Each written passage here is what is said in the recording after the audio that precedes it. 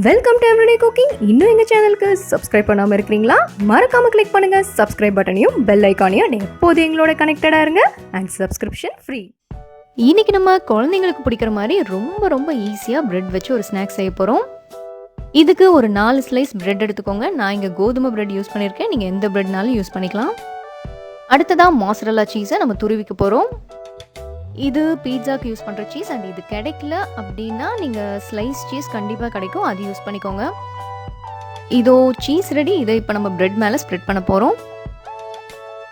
Cheese நீங்கள் உங்களுக்கு பிடிச்ச மாதிரி எவ்வளோ வேணாலும் ஆட் பண்ணலாம். இவ்வளோ தான் ஆட் பண்ணணும்னு அளவு கிடையாது.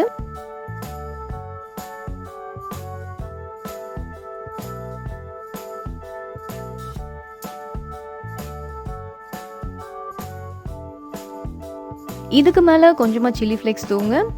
சில்லி ஃப்ளேக்ஸ் இல்லாதவங்க காஞ்ச மிளகாயை கரகரப்பாக அரைச்சி ஆட் பண்ணுங்கள். அடுத்ததாக ஃப்ளேவருக்காக கொஞ்சமாக ஒரிகானோ. இன்னொரு ஸ்லைஸ் ப்ரெட் வச்சு இதை டைட்டாக க்ளோஸ் பண்ணிக்கோங்க. ஏற்கனவே பீட்சா வாங்கியிருந்தீங்கன்னா இந்த சில்லி ஃப்ளேக்ஸும் ஒரிகானோவும் சின்ன சின்ன பேக்கெட்ஸில் கொடுப்பாங்க. அதை பத்திரமா வச்சுக்கிட்டிங்கன்னா இந்த மாதிரி ஸ்நாக்ஸ் செய்யும்போது யூஸ் பண்ணிக்கலாம். ஒரிகானோ கிடைக்காதவங்க அதை அவாய்ட் பண்ணிக்கலாம். அது இல்லாமலும் இது நல்லாயிருக்கும். அடுத்ததாக ப்ரெட்டை நம்ம குட்டி குட்டி பீசஸ் ஆக்க போகிறோம்.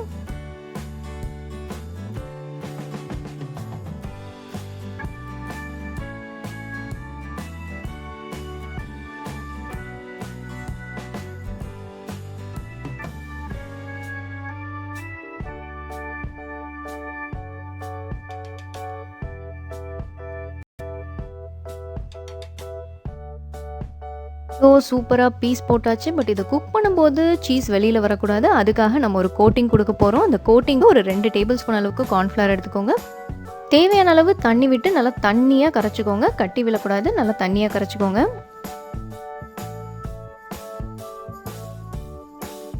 தண்ணியாக இந்த மாதிரி இருக்கணும். இப்போ நம்ம கட் பண்ணி வச்சிருக்கிற அந்த பிரெட் பீசஸை இதில் நல்லா பெரட்டி எடுத்துடலாம்.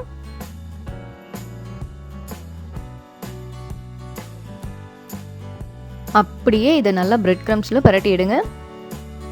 எல்லா சைடும் நல்லா பிரெட் க்ரம்ஸ் படணும். அப்போ தான் பிரெட் நல்லா கிறிஸ்பியாக வரும். பிரெட் க்ரம்ஸ் இல்லாதவங்க ரஸ்க்கை நல்லா மிக்சியில் அடித்து பவுட்ரு பண்ணி அதை யூஸ் பண்ணிக்கோங்க. அப்படி இல்லையா பிரெட்டையே லைட்டாக சுட்டுட்டு அதை மிக்சியில் அடித்து அதை யூஸ் பண்ணிக்கோங்க.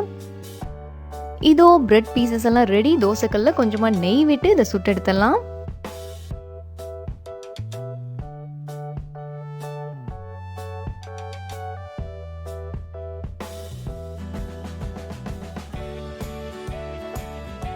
திருப்பி போட்டு எல்லா பக்கமும் நல்லா கோல்டன் ப்ரௌன் ஆகிற வரைக்கும் சுட்டெடுங்க.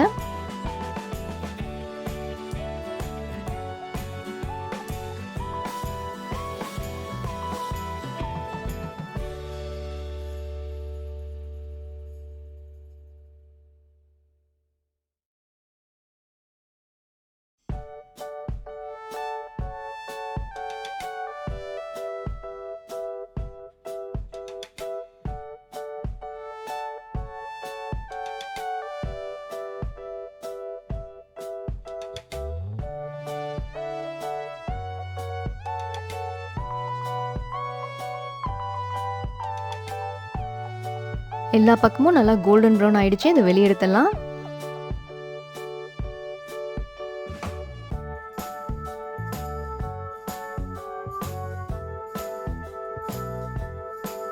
இது ரொம்ப சிம்பிள். ஒரு 10 நிமிஷத்தில் செஞ்சிடலாம். பட் ரொம்ப ரொம்ப நல்லா இருக்கும். கண்டிப்பாக ட்ரை பண்ணுங்க.